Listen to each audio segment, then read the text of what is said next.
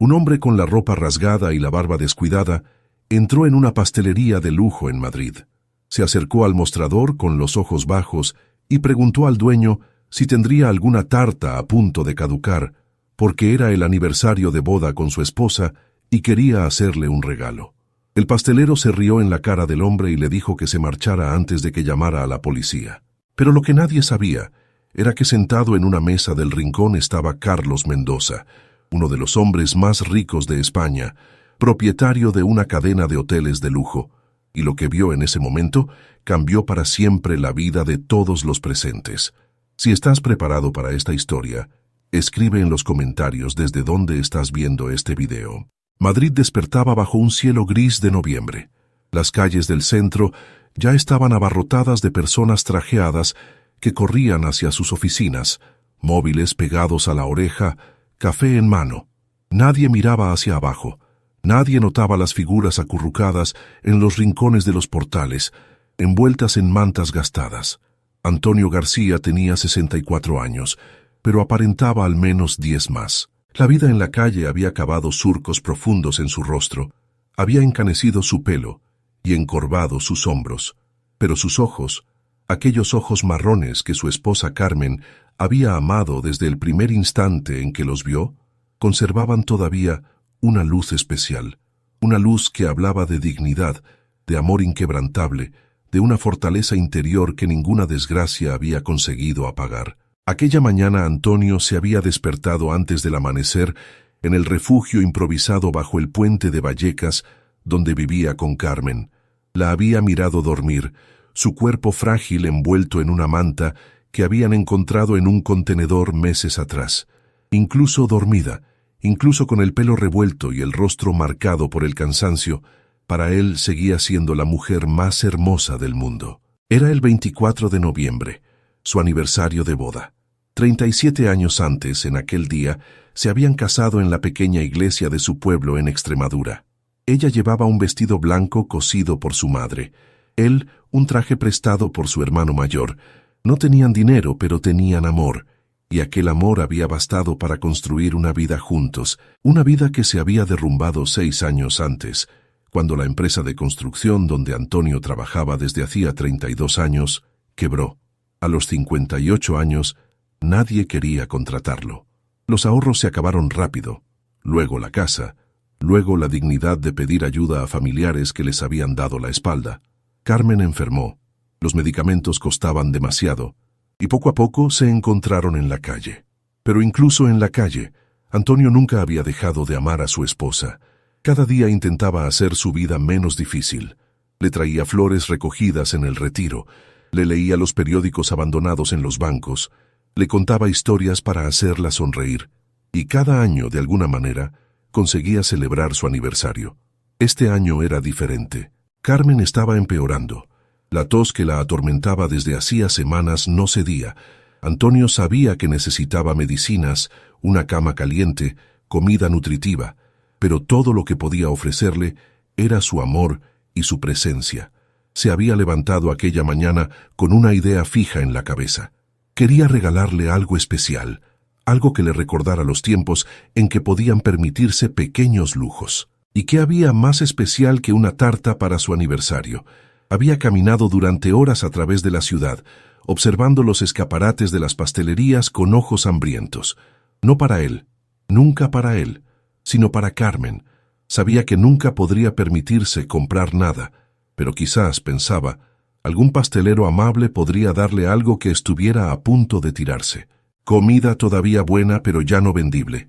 Así fue como llegó frente a la Pastelería Imperial, uno de los locales más exclusivos del barrio de Salamanca. El escaparate era un triunfo de tartas elaboradas, pasteles decorados con frutas frescas, dulces que parecían pequeñas obras de arte.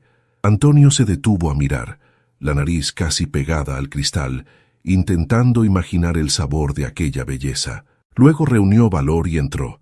El interior de la pastelería era aún más lujoso que el escaparate. Mármol blanco en el suelo, lámparas de cristal, mesas elegantes donde clientes bien vestidos tomaban café y comían churros con chocolate. Antonio se sintió inmediatamente fuera de lugar, su ropa gastada, sus zapatos rotos, su olor a calle. Vio las miradas de asco de los clientes, sintió el silencio incómodo que cayó cuando entró. Pero pensó en Carmen, pensó en sus ojos que se iluminarían al ver una tarta, y encontró el valor para acercarse al mostrador. Detrás del mostrador estaba Javier Ruiz, el propietario, un hombre de 40 y tantos años, pelo peinado hacia atrás con demasiada gomina, una sonrisa ensayada que mostraba a todos los clientes adinerados. Aquella sonrisa se desvaneció instantáneamente cuando vio acercarse a Antonio. Antonio habló con voz baja, casi un susurro, intentando no llamar la atención. Explicó que era su aniversario de boda, que su esposa estaba enferma, que no tenían dinero, pero él quería hacerle un regalo. Preguntó si por casualidad tendrían alguna tarta a punto de caducar, algo que fueran a tirar de todos modos. Cualquier cosa valdría. La respuesta de Javier fue una carcajada despectiva, una risa fuerte, deliberadamente alta, que atrajo la atención de todos los presentes. Le dijo a Antonio que aquello era un local para gente decente, no un albergue para vagabundos. Le dijo que se fuera inmediatamente antes de que llamara a la policía. Le dijo que gente como él no debería ni atreverse a entrar en un sitio así. Antonio bajó la cabeza. Sintió las lágrimas picarle en los ojos, pero se negó a llorar. No allí, no delante de aquella gente. Se dio la vuelta para marcharse, los hombros curvados bajo el peso de la humillación. Pero en ese momento, desde una mesa en el rincón más alejado de la pastelería, se levantó un hombre. Carlos Mendoza tenía 67 años y una fortuna estimada en varios miles de millones de euros. Era el propietario de la cadena de hoteles de lujo Mendoza Palace, con establecimientos en toda Europa. También poseía restaurantes, bodegas en La Rioja, inmuebles por media España. Los periódicos lo llamaban uno de los hombres más poderosos del país. Pero aquella mañana Carlos no estaba en Madrid por negocios. Estaba allí por un motivo mucho más personal. Había llegado a la pastelería imperial para un encuentro con un viejo amigo, un encuentro que luego había sido cancelado a última hora. Se había quedado de todos modos, sentado en su mesa del rincón, tomando un cortado y mirando por la ventana. Estaba pensando en su esposa, Lucía, fallecida 4 años antes tras una larga enfermedad. Pensaba en cómo el dinero, todo su dinero, no había conseguido salvarla. Pensaba en lo solo que se sentía a pesar de sus mansiones, sus yates, sus cuentas bancarias. Entonces había entrado Antonio. Carlos había observado la escena en silencio. Había visto la dignidad con que aquel hombre mayor se había acercado al mostrador. Había oído cada palabra de su petición, pronunciada con vergüenza, pero también con un amor evidente por su esposa. Había visto la reacción del pastelero, aquella risa cruel, aquella humillación pública de un hombre que no había hecho nada malo, excepto ser pobre. Y algo dentro de Carlos se había roto. Se levantó de la mesa y atravesó la pastelería con paso decidido. Su ropa, un sencillo jersey de cachemira y pantalones elegantes, no delataba inmediatamente su riqueza, pero su postura, su porte, la forma en que se movía, hablaban de un hombre acostumbrado al mando. Se detuvo junto a Antonio, que estaba a punto de salir, y le puso una mano en el hombro. Antonio se giró los ojos húmedos, esperando probablemente otro insulto. En cambio encontró la mirada amable de un desconocido. Carlos se dirigió al pastelero con una voz calmada pero gélida. Preguntó si esa era la forma en que trataba a los clientes. Javier, sin reconocer a Carlos, respondió con arrogancia que aquel no era un cliente, solo era un vagabundo que apestaba y molestaba a la clientela respetable. Carlos asintió lentamente. Luego preguntó cuánto costaba la tarta más cara del establecimiento. Javier, confuso por el cambio de tema, señaló una tarta de 3 pisos decorada con chocolate belga y fresas frescas. Costaba 350 euros. Carlos sacó la cartera y dejó sobre el mostrador 4 billetes de 100 euros. Dijo que se llevaría aquella tarta y que se la regalaría al señor que tenía al lado, para su aniversario de boda. El silencio en la pastelería era absoluto. Javier miraba el dinero en el mostrador, luego a Antonio, luego a Carlos, intentando entender qué estaba pasando. Antonio miraba a Carlos con ojos incrédulos, la boca abierta, incapaz de encontrar las palabras. Carlos no había terminado. Se dirigió nuevamente al pastelero y le dijo que estaba asqueado por su comportamiento. Le dijo que debería avergonzarse de tratar así a un ser humano. Le dijo que la verdadera elegancia no estaba en las tartas caras ni en las lámparas de cristal, sino en la forma en que se trataba a las personas. Javier balbuceó algo intentando justificarse, pero Carlos lo interrumpió. Se presentó. Dijo su nombre, el nombre de su empresa, el nombre de los hoteles que poseía, y dijo que desde ese momento la pastelería imperial perdería todos los contratos con sus hoteles, todos los suministros, todas las colaboraciones. El rostro de Javier pasó de la arrogancia al terror en un instante. Empezó a disculparse frenéticamente, a decir que había sido un malentendido, que no sabía quién era Carlos, pero Carlos lo detuvo con un gesto de la mano. Dijo que sus disculpas no le interesaban a él. Si Javier quería disculparse, debía hacerlo con Antonio, y debía hacerlo sinceramente. Antonio no podía creer lo que estaba sucediendo. Pocos minutos antes había sido humillado, echado como un perro callejero. Ahora tenía delante una tarta que costaba más de lo que él había visto en meses, y un hombre poderoso que defendía su honor. Javier se acercó a Antonio con la cabeza gacha. Sus disculpas fueron torpes, claramente dictadas por el miedo a perder los lucrativos contratos con los hoteles Mendoza, pero las dijo. Pidió perdón por sus palabras, por su falta de respeto. Antonio, con una dignidad que sorprendió a todos los presentes, aceptó las disculpas con un simple gesto de cabeza. No dijo nada malo. No aprovechó el momento para humillar a quien lo había humillado. Simplemente aceptó y se volvió hacia Carlos. Carlos vio en aquellos ojos algo que lo impactó profundamente. No había rabia, no había resentimiento. Solo había gratitud y una dignidad tranquila que ninguna pobreza había conseguido erosionar. En aquel instante, Carlos comprendió que estaba ante un hombre especial. Pidió a Antonio que se sentara con él en la mesa. Antonio dudó, mirando su ropa sucia, sus manos callosas, pero Carlos insistió, y así se sentaron juntos, el multimillonario y el sin techo, frente a dos cafés calientes. Antonio contó su historia. Habló de la empresa que había quebrado, del trabajo que no conseguía encontrar, de la enfermedad de Carmen, del descenso hacia la calle. Habló sin autocompasión, sin pedir piedad. Contaba los hechos, simplemente. Carlos escuchaba en silencio, y cuanto más escuchaba, más se sentía conmovido. Este hombre había perdido todo, y sin embargo no había perdido el amor por su esposa, no había perdido su humanidad. En 30 años de negocios, Carlos había conocido a miles de personas, pero raramente alguien lo había impactado tan profundamente. Cuando Antonio habló de Carmen, de su enfermedad, de la tos que no pasaba, Carlos tomó una decisión. No la había planeado, no lo había pensado, simplemente supo lo que debía hacer. Le dijo a Antonio que quería conocer a su esposa. Antonio se sorprendió, casi asustado. Explicó que vivían bajo un puente, que no era un lugar para una persona como Carlos, pero Carlos sonrió y dijo que había dormido en sitios mucho peores cuando era joven y aún no había hecho fortuna. Salieron juntos de la pastelería, Antonio llevando con cuidado la enorme tarta, Carlos caminando a su lado como si fueran viejos amigos. Los clientes de la pastelería los vieron salir en silencio, algunos con curiosidad, otros con vergüenza por no haber hecho nada antes. El viaje hasta el puente duró casi 40 minutos. Antonio guió a Carlos a través de calles cada vez menos elegantes, callejones cada vez más sucios, zonas de la ciudad que los turistas nunca veían. Carlos lo miraba todo con ojos atentos, dándose cuenta de lo poco que conocía el Madrid real, el de los pobres, los invisibles. Cuando llegaron al refugio improvisado bajo el puente de Vallecas, Carlos vio a Carmen.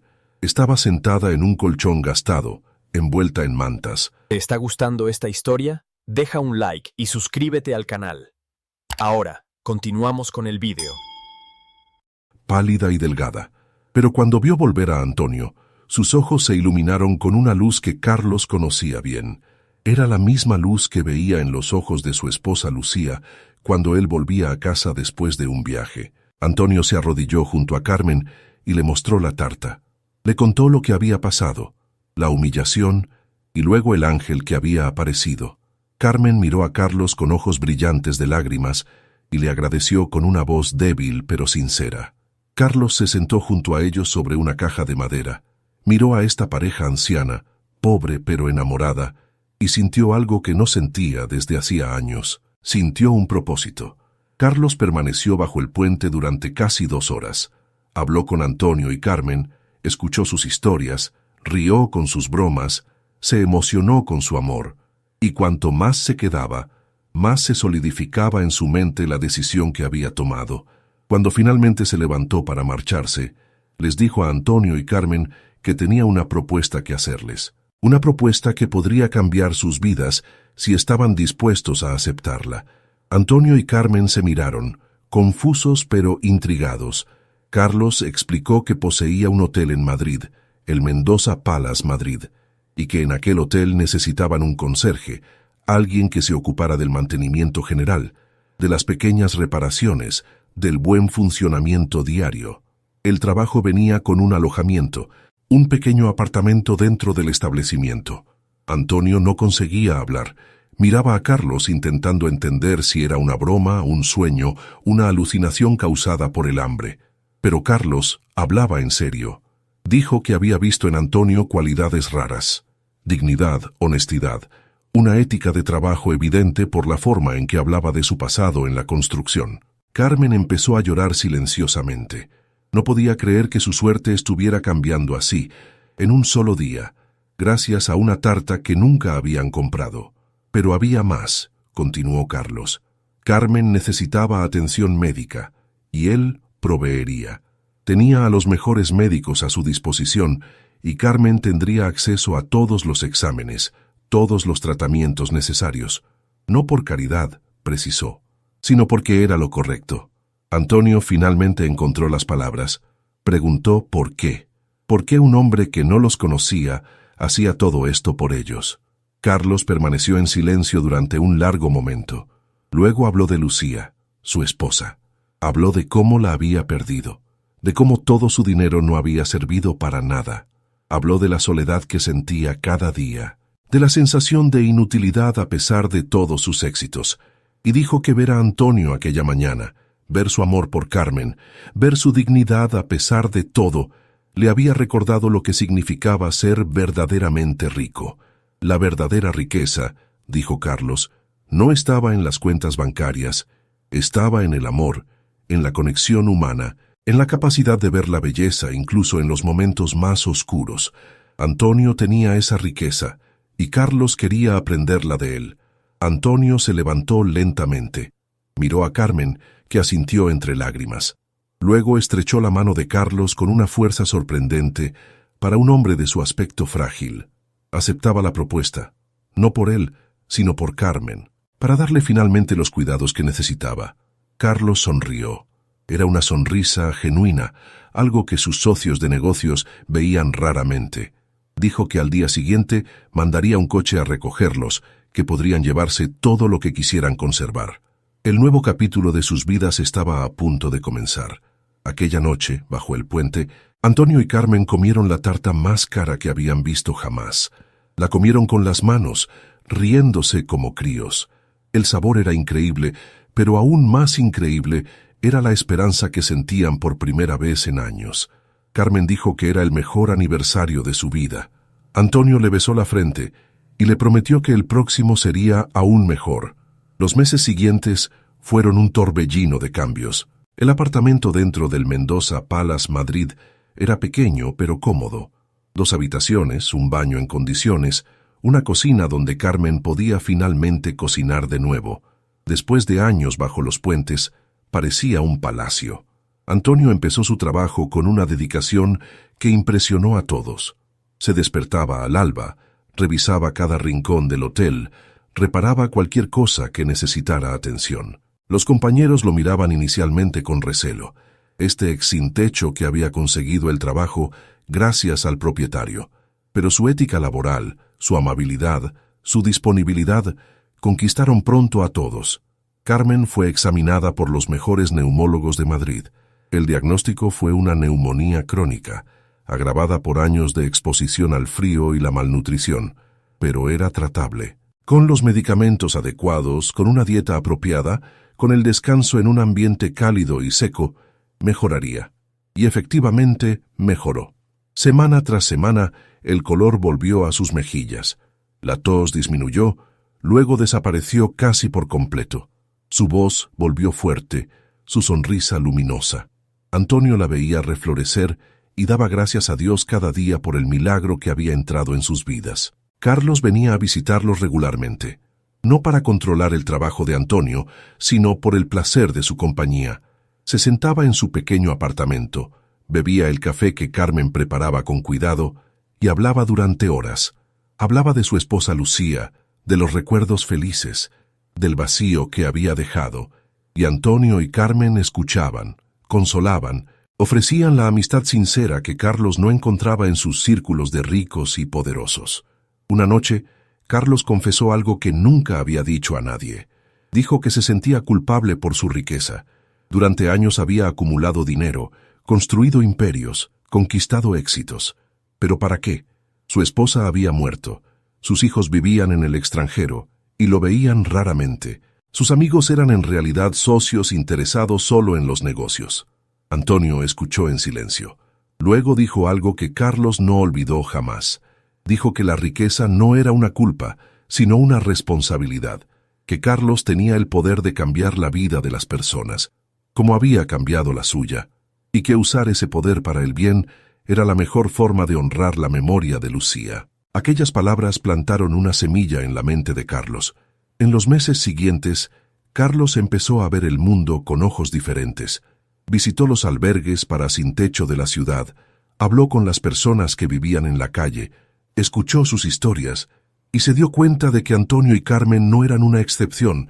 Había miles de personas como ellos, buenas personas a las que la mala suerte había puesto de rodillas, que solo necesitaban una oportunidad para levantarse. Decidió hacer algo grande. Anunció la creación de la Fundación Lucía Mendoza, en memoria de su esposa. La fundación construiría viviendas para los sin techo, ofrecería formación profesional y oportunidades de trabajo, proporcionaría asistencia médica a quien no pudiera permitírsela. Carlos invirtió una parte significativa de su fortuna, cientos de millones de euros, en este proyecto, y pidió a Antonio que le ayudara. 2 años después de aquella mañana en la pastelería, Antonio estaba en un escenario frente a cientos de personas. Llevaba un traje nuevo, el primero que poseía en décadas. A su lado estaba Carmen, hermosa con un vestido azul, completamente recuperada y radiante, y al otro lado estaba Carlos, que lo miraba con orgullo. Era la inauguración de la primera Casa Lucía, un edificio de 40 apartamentos construido por la Fundación Mendoza para familias sin techo. Antonio había sido nombrado director del programa de reinserción laboral de la Fundación. Su experiencia, su empatía, su capacidad de conectar con personas que lo habían perdido todo, lo hacían perfecto para ese papel. Antonio tomó el micrófono y miró a la multitud. Había periodistas, políticos, empresarios, pero sobre todo estaban las familias que habitarían aquellos apartamentos, que miraban su nuevo futuro con ojos llenos de esperanza. Contó su historia. Habló de la empresa que había quebrado, del descenso hacia la calle, de los años de frío y hambre. Habló de aquella mañana en la pastelería, de la humillación y luego del milagro, y dijo que lo que le había pasado a él podía pasarle a cualquiera. Nadie era inmune a la mala suerte, pero todos merecían una segunda oportunidad. Miró a Carlos y dijo que un hombre rico le había enseñado que la verdadera riqueza no se mide en dinero. Se mide en humanidad, en compasión, en la capacidad de ver a las personas más allá de sus circunstancias. Carlos le había dado más que un trabajo y una casa. Le había devuelto la dignidad. Carmen lloraba silenciosamente, sosteniendo la mano de su marido. Carlos se secaba los ojos, intentando mantener la compostura. Antonio concluyó diciendo que cada persona en la multitud, rica o pobre, tenía el poder de cambiar la vida de alguien. Bastaba un gesto de amabilidad, un momento de atención, la disposición a ver a quién era invisible. E invitó a todos a usar ese poder, cada día, de todas las formas posibles. El aplauso que siguió fue ensordecedor. Aquella noche, después de las ceremonias, después de las entrevistas, después de los apretones de manos, Antonio, Carmen y Carlos se encontraron juntos en el pequeño apartamento del hotel. Se había convertido en una tradición, aquellas noches tranquilas donde tres amigos improbables compartían historias y risas. Carlos dijo que Lucía estaría orgullosa, que finalmente sentía que hacía algo significativo con su vida, algo que iba más allá del beneficio y el éxito personal. Antonio sonrió y dijo que todo había empezado con una tarta que nunca había conseguido comprar. Carmen rió y dijo que era la tarta más cara de la historia. Había comprado una amistad, una nueva vida, y ahora estaba comprando casas para cientos de familias. Carlos rió también. Luego se puso serio y dijo algo que llevaba tiempo pensando. Dijo que Antonio le había salvado la vida aquel día en la pastelería, no al revés, porque Carlos se estaba ahogando en la soledad y la inutilidad, y Antonio le había mostrado una forma diferente de vivir. Los tres permanecieron en silencio durante un momento, contemplando el viaje increíble que habían hecho juntos. Luego Carmen se levantó y fue a la cocina. Volvió con una tarta sencilla, hecha en casa, nada comparable a aquella de 350 euros, pero la había preparado ella, con amor, para celebrar el aniversario de la inauguración de la fundación. Cortó 3 trozos y los repartió. Antonio tomó la mano de Carmen y la besó. Carlos miró a sus amigos y sintió por primera vez en años que estaba exactamente donde debía estar. Fuera de la ventana, Madrid brillaba con luces. En algún lugar bajo un puente, una familia estaba durmiendo al frío, pero pronto, gracias a la Fundación Lucía, también ellos tendrían una casa. Y quizás, como Antonio, encontrarían a alguien dispuesto a ver más allá de su ropa gastada, a reconocer su humanidad, porque al final, esa era la lección más importante. No hacía falta ser multimillonario para marcar la diferencia, solo hacía falta ser humano, solo hacía falta detenerse, mirar, ver a quien lo necesitaba y actuar. Javier Ruiz, el pastelero arrogante, había cerrado su negocio 6 meses después de aquella mañana. Los contratos perdidos con los hoteles Mendoza habían sido solo el principio. La historia se había difundido, y nadie quería ya estar asociado con aquel hombre que se había reído en la cara de un anciano sin techo.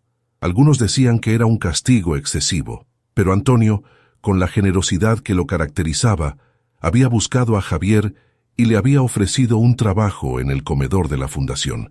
Javier había rechazado, demasiado orgulloso, pero la oferta había sido hecha, y eso decía todo lo que había que saber sobre el carácter de Antonio, porque la verdadera fuerza no estaba en la venganza, sino en el perdón, y la verdadera riqueza no estaba en acumular, sino en dar. Y esta historia, que empezó con una tarta caducada que nunca se obtuvo, terminaba con una promesa, la promesa de que el amor, la dignidad y la compasión podían transformar no solo 2 vidas, sino el mundo entero. Un gesto a la vez. Si esta historia te ha tocado el corazón, deja tu huella con un like. Y si quieres apoyar este canal para que pueda seguir contando historias como esta, hay un pequeño botón llamado Super Gracias que encontrarás bajo este vídeo. Cada aportación, aunque sea pequeña, me llena de gratitud y me permite continuar este camino junto a vosotros. Gracias por quedarte hasta el final. Nos vemos en la próxima historia.